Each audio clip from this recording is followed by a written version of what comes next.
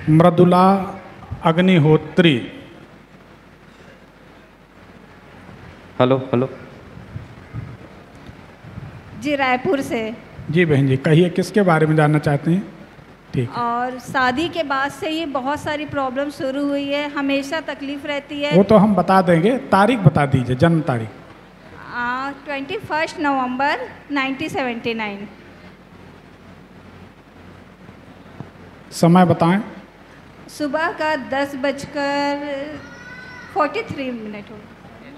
कुंडली के अनुसार शरीर में जलन का अनुभव होता है।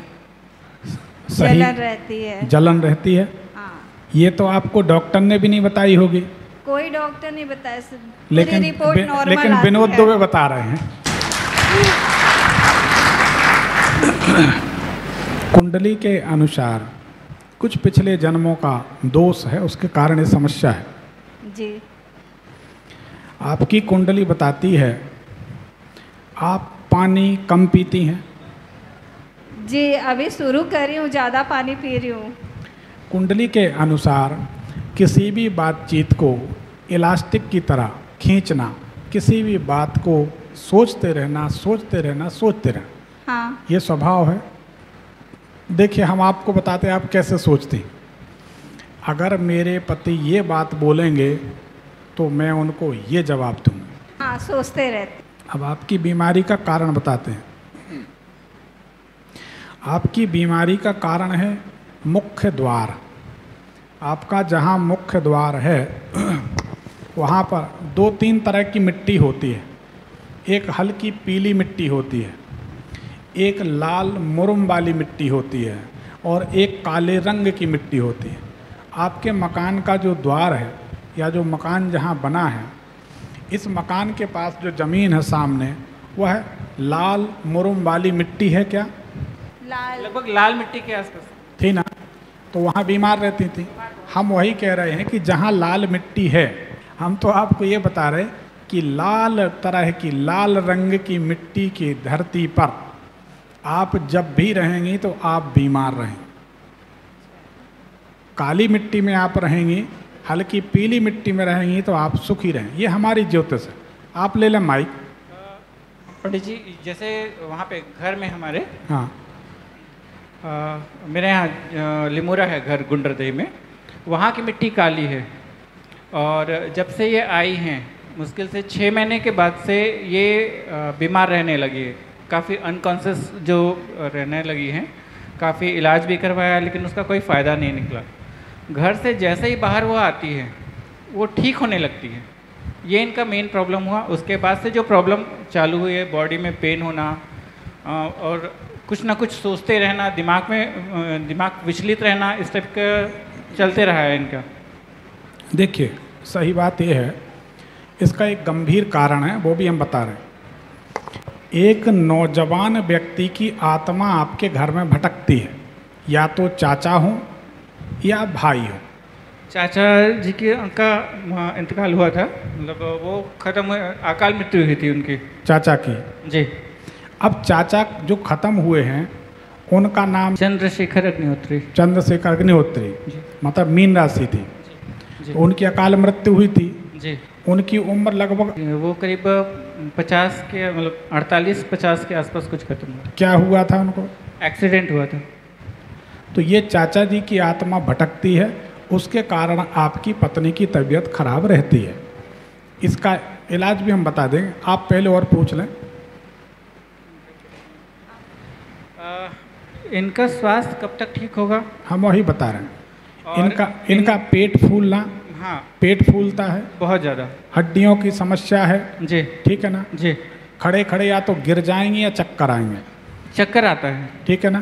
तो ये उसी के कारण है। अच्छा, इसको जब आप चेक कराने जाएंगे तो कोई बीमारी नहीं निकलेगी। दूसरी बात, लाल रंग की भूमि पर इनको कभी मत रखना। जी। लाल रंग की भूमि पर रखेंगे जब भी, तो ये शिथिल रहेंगी, लेटी रहेंगी, और धीरे धीरे, हमें नहीं कहना चाहिए, दिमागी संतुलन थोड़ा आप समझ सकते हैं, साथ छोड़ देगा। जी। तो ये आप महसूस भी करते होंगे, दिमागी संतुलन इनका बिगड़ेगा। वो गांव में भी वही होता था पंडित जी। नहीं, देखिए पहली बात तो ये है, गांव में रहें चाहे फ्लैट में रहें चाहे रायपुर में, नहीं, वहाँ की मिट्टी काली थी, उसके बाद भी ये प्रॉब्लम आई थी। उसके बाद जैसे हम लोग ने वहाँ पे, मेरा बिज़नेस चलता था, कंप्यूटर का बिज़नेस था, वो बिज़नेस भी मेरे को छोड़ना पड़ा, कुछ कारण आए ऐसे आए, और इनकी बीमारी भी उस टाइम बहुत ज़्यादा बढ़ने लगी। तो मैं वो सारा चीज़ छोड़ के रायपुर शिफ्ट हुआ, तो इनकी तबीयत जहाँ पहले रहते थे वहाँ थोड़े स्टेबल हुई। फिर जैसे ही हमने घर चेंज किया रायपुर में, फिर इनकी तबीयत ज़्यादा बिगड़ने लगी। ज़्यादा कब बिगड़ी? लाल मिट्टी में? जी, लाल रंग की मिट्टी में? हाँ, रायपुर में आने के बाद लाल जब चेंज किए तब उसके बाद से बिगड़े। हम बोल तो रहे हैं कि लाल रंग, देखो हमारा कोई फायदा या नुकसान नहीं है, आप कैसी मिट्टी में रहो, लेकिन अगर ये कुंडली बता रही है तो ही हम बता रहे हैं जी, उसको आपको समझना है कि लाल रंग की मिट्टी में ये रहेंगी तो ये हमेशा बीमार रहेंगी। जी, दूसरी बात, जब तक आप चाचा जी का प्रबंध नहीं करेंगे जी, तब तक ये पीड़ित रहेंगे। जी, ये इनको सोचना है। जी, अब इनकी माता या इनकी सासू माँ, किसी का स्वास्थ्य खराब रहता है? दोनों कह रहे थे। अब इनकी माता और सासू माँ उसी कारण से स्वास्थ्य खराब रहता, यहाँ से लेके यहाँ तक गौर करना, यहाँ से लेके यहाँ तक माता जी को या सासू माँ को हाथ में जलन होना या हाथ में दर्द होना होता है या नहीं? पैर में भी, दोनों में प्रॉब्लम है, हाथ और पैर दोनों में प्रॉब्लम है। तो इतना बारीक तो मेरे ख्याल से कोई वैज्ञानिक भी नहीं बताएगा जो हम बता रहे हैं। आप अपने चाचा जी का प्रबंध करें, आप सुखी हो जाएं, घबराने की बात नहीं है। अब पंडित जी, महामृत्युंजय का जाप हुआ है, हवन हुआ था, करवाए थे घर में, बताए थे कोई, तो वहाँ से सब चीज़ हटाएं करके बोले भी उन्होंने। अब वो कैसा प्रबंध करेंगे कि ठीक हो जाएं? आपको बता देते हैं, एजिथ्रोमाइसिन दवाई सर्दी की होती है, क्लोरोक्विन दवाई मलेरिया की होती है। आपको सर्दी है और आप क्लोरोक्विन खा रही हैं, इनको मलेरिया है, ये एजिथ्रोमाइसिन खा रहे हैं, क्या होगा? कुछ नहीं होगा, कुछ भी नहीं होगा। एक ही काम होगा कि महामृत्युंजय मंत्र और पंडित का बदनाम होगा, दूसरा कुछ नहीं होगा। प्रॉपर हर चीज़ के मंत्र हैं, हर चीज़ के देवता हैं, हर चीज़ का डिफरेंट अलग अलग समाधान है, ठीक है। आपके घर में जो समस्या है उसका महामृत्युंजय से कोई लेना देना नहीं। महामृत्युंजय मंत्र तब किया जाता है जब कोई खाट पे लेट गया, पलंग पे लेट गया, मरने की स्थिति में। ये स्थिति हुई थी किसकी? इनकी हुई थी, तो करवाए थे। मतलब ये सपने में अपने सिर के ऊपर दिया देखती थी और अचेतन अवस्था में थी। वो दिया नहीं था, वो आत्मा की जो ज्योति होती है वो थी। और ये बोलती भी थी उसको हटाओ, बार बार हटाओ, बार बार हटाओ करके। तो वो आत्मा ज्योति दिखती है, वो चाचा जी की आत्मा भटकती है। 10-12 हज़ार रुपये का खर्च कर दो। लोग शादी नहीं होती तो महामृत्युंजय मंत्र कराते हैं। पंडित जी लोगों की भी लीला समझ में नहीं आती, तंबाकू खाते हैं, महामृत्युंजय जपते हैं, कुछ नहीं होता, कुछ नहीं होगा। क्या करना पड़ेगा पंडित जी? इसके लिए आप अगर घोड़े का नाखून मिल जाए जी, घोड़े का नाखून घोड़े वालों का मिल जाएगा जी, इतना सा घोड़े का नाखून अमावस्या की रात्रि में बहू के पास घर में कमरे खिड़की थोड़ा बंद करके थोड़ी खुली रहें जी, नाखून जला देना पूरे घर में। जी। चाचा जी बाउंड्री के अंदर नहीं आएंगे कभी। चाचा क्या, चाचा के चाचा भी नहीं आ सकते, आजमा के जी, देखो। जी, जी, जी। कितना आ सकते? पंडित जी, जैसे जब से मैं शादी होके गई तो फिर इनका बिजनेस अच्छा चल रहा था, बिजनेस में लॉस हुआ। अब उसके बाद नौकरी में, मतलब हम लोग की हालत, आर्थिक स्थिति बहुत डाउन होते चली गई है। देखो बेटा, पिछले 2-3 साल से तो आपका समय बहुत खराब है। पंडित जी, मैं तो बोलूँ तो 14 साल से खराब चलते देख रही हूँ मैं। अब ये बताओ, हम एक बात बता रहे हैं, आपने हमारी बात को काटा कि हम 14 साल से। हाँ। पिछले 2 सालों में जी, आपकी रसोई में, जी, रसोई के जो बर्तन होते हैं वो फूट जाएं, या तो फूट जाएं या बट जाएं, चोरी हो जाएं, या दो जगह खाना बनने लगे तो बर्तन इधर उधर हो जाएं।